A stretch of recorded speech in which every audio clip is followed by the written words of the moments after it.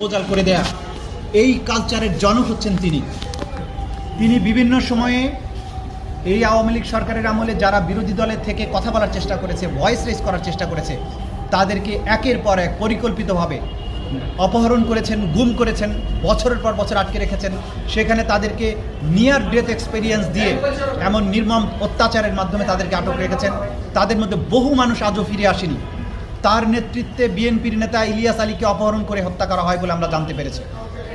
এছাড়াও আরও অনেক নাম জানা এবং নাম না জানা অনেক মানুষকে অপহরণ এবং অত্যাচার নির্যাতন করার অভিযোগ তার বিরুদ্ধে আছে।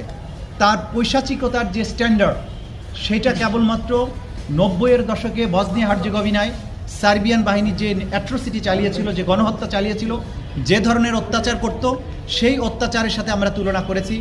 বসনিয়ার তদানীন্তন সেনাপ্রধান ছিল রাদোভান কারাজিচ এবং তার আরেকজন অফিসার ছিল রাটকো মলাদিচ।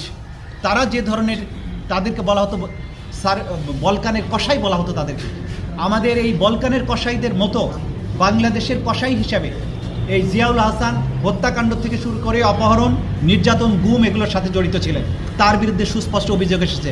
তার বিরুদ্ধে জুলাই আগস্টের যে গণহত্যা এবং মানবতা বিরোধী অপরাধ, তার বাইরেও বিগত সরকারের পুরো সময় জুড়ে বিভিন্ন সময় তার দায়িত্ব পালনকালীন সময়ে যত গুম হয়েছে, সব গুমের অভিযোগের তীরটি তার বিরুদ্ধে গিয়েছে। এর বাইরে যাত্রাবাড়ি থানার একজন অফিসার ছিল, যে যাত্রাবাড়িতে কয়েকশো ছেলেকে গুলি করে হত্যা করা হয়েছে নির্মমভাবে, এবং সরকার পতনের পরও মানুষ হত্যা করা হয়েছে। সেই থানার যে ওসি আবুল হাসান, তার কথা আমরা বলেছি।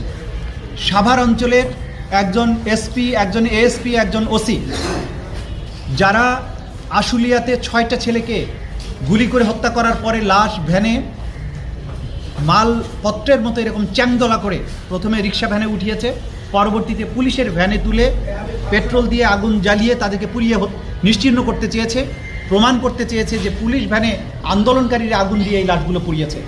তারা যে অপরাধগুলো করেছে, এগুলো শয়তানও করতে ভয় পাবে। প্রত্যেকটা অফিসারের ব্যাপারে সুনির্দিষ্ট যে সমস্ত অভিযোগ ছিল, সেগুলো আমরা সুনির্দিষ্টভাবে তুলে ধরেছি এবং আমরা আদালতকে অবহিত করেছি যে আমরা এই সমস্ত এভিডেন্স যা পাচ্ছি সেগুলো কালেক্ট করে আমাদের তদন্ত সংস্থা বিচারের উপযোগী করে, আন্তর্জাতিক স্ট্যান্ডার্ড ফলো করে সমস্ত ডিজিটাল এভিডেন্স, লাইভ এভিডেন্স এমনভাবে আমরা আদালতের সামনে প্লেস করব, ক্রিস্টাল ক্লিয়ারভাবে অপরাধীরা জানতে পারবে তাদের কি অপরাধ ছিল। গোটা বাংলাদেশ, গোটা দুনিয়া দেখবে এই বিচারটা স্বচ্ছ এবং ফেয়ার হয়েছে। সেই ধরনের এভিডেন্স প্রিপেয়ার করার জন্য আমাদের যুক্তিসঙ্গত সময় দরকার। আমরা 2 মাস চেয়েছিলাম, আদালত 1 মাস সময় দিয়েছেন এবং পরবর্তীতে কত তারিখ, 19শে ডিসেম্বর এই মামলার পরবর্তী তারিখ নির্ধারণ করেছে।